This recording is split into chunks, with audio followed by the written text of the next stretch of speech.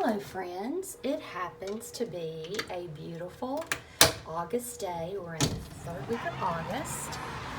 We've had some cool days that were just wonderful, but now the temperatures, it's like one last hurrah before summer is really over. So this is Nancy, the Kentucky Garden Gal, and I am coming to you from Kentucky, which is a Zone 7. And I have my garden here at my house. I've been here for 30 years. It is a 4-season garden, which means that I try to have something of interest in my garden year round. So as I was walking around the garden this morning, I noticed these Siberian irises right here.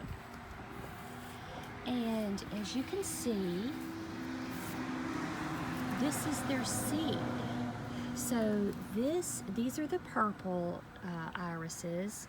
They come in yellow and purple. These are purple.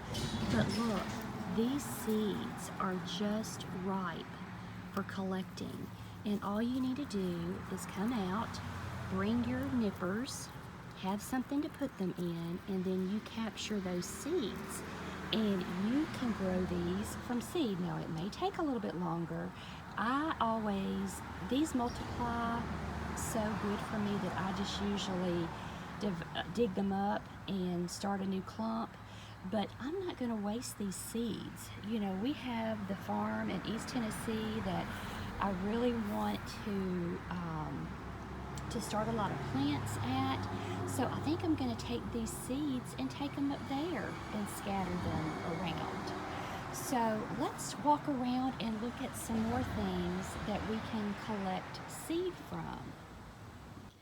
This is a hardy hibiscus, which means that it comes back year after year in our zone. Now this is a red one.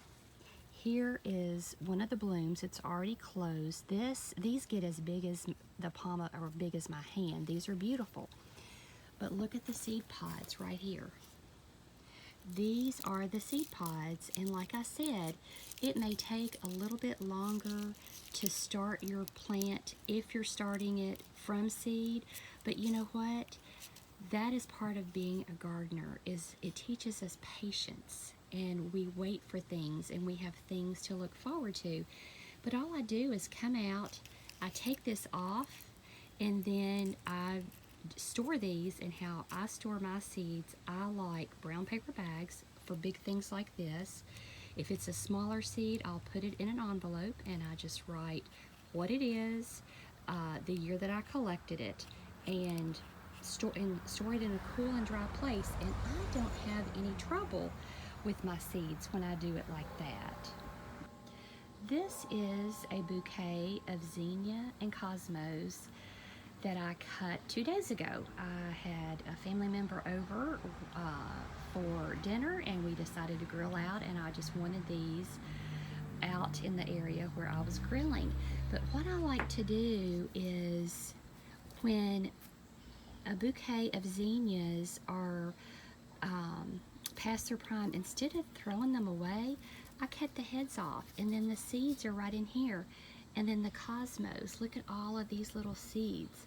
When that dries out, that is your seed right there. There, and then right in there. Right in there is this seed. And you can tell where your seeds are. See those? Look at the difference in the petal count between this one and this one, but then these don't have as many seeds. Isn't that interesting? And for many, many years as a gardener, the only thing that interested me was the blooms. I wanted the blooms of the flowers. And as I matured in age and grew in my gardening skills, I have learned to enjoy the process, the year-long process, whether it is collecting seeds in the fall, whether it's sowing seeds in the winter. I have learned to enjoy the gardening season all year long. Let's look at some more seeds that we can start collecting. This happens to be a really interesting plant right here. It is super easy to grow. They are called 4 o'clocks, and they come in different colors. And the reason they're called 4 o'clocks is because if you come out at 4 o'clocks, these will all open up into flowers. But I wanted to show you the seed. This is the seed right there. So usually what I do when I'm going to collect the 4 o'clock seeds, and you see that they've turned black.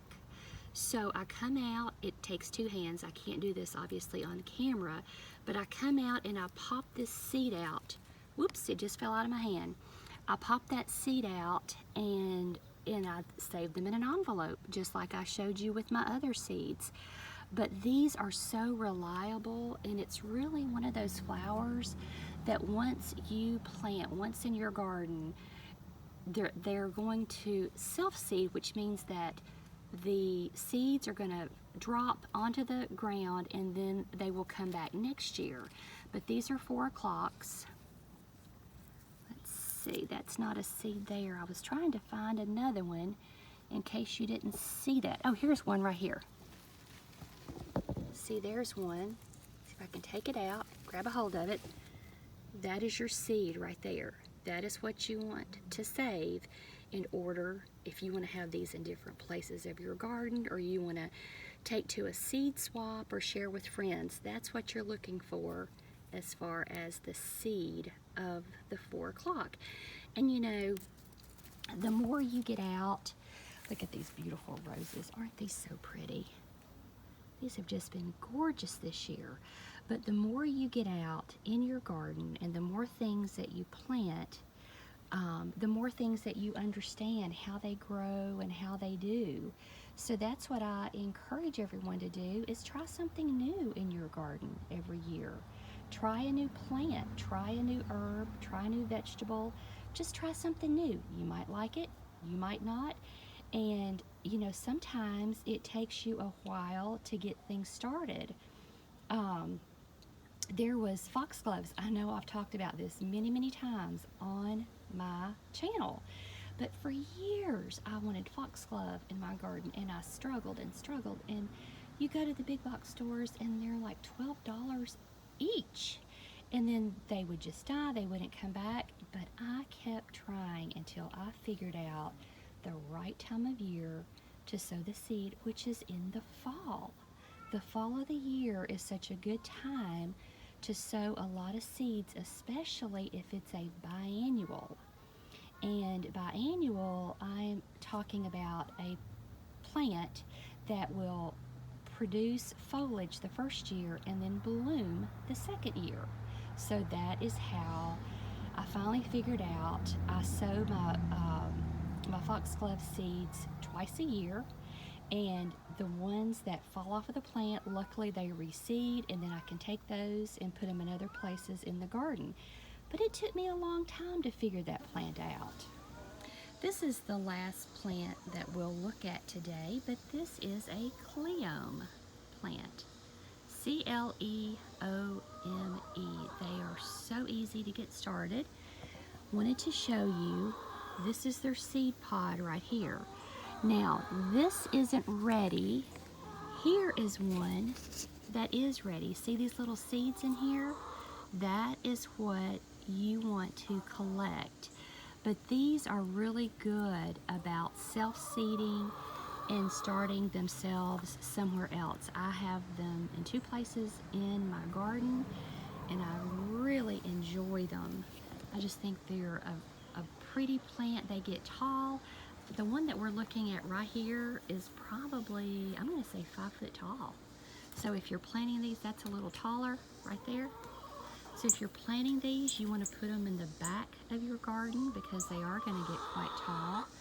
But this is the cleome, and they are easy to collect seeds from. So thanks so much for watching this video. I appreciate everybody who subscribes, leaves comments, checks in on us. And I wish you all just the best weekend and blessings on this day. Love all of you. Bye-bye.